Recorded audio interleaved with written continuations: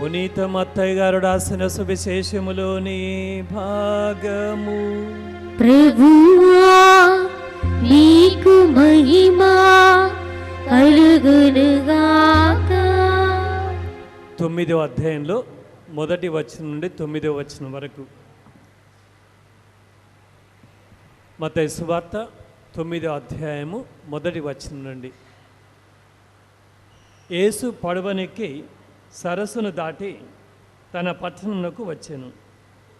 అప్పుడు పడకపై పడి ఉన్న పక్షవాత రోగిని ఒకరిని కొందరు ఆయన యొద్దకు తీసుకుని వచ్చిరి.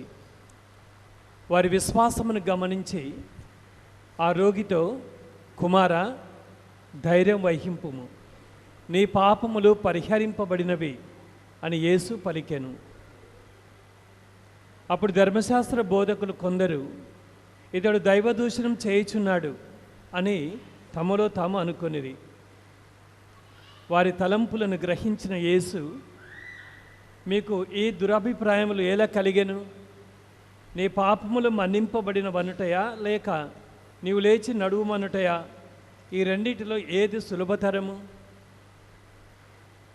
ఈ భూమి మీద మనుష్య కుమారునకు పాపములను క్షమించే అధికారము కలదని మీకిప్పుడే తెలియను అని పలికి ఆ రోగితో, నీవు ఇక లేచి నీ పడకనెత్తుకొని ఇంటికి పొమ్ము అనెను.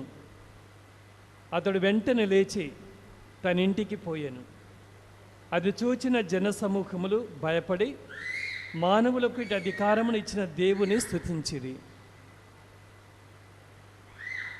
ఇది క్రీస్తు సువిశేషము. క్రీస్తు మీకు స్తుతి కలుగునుగాక.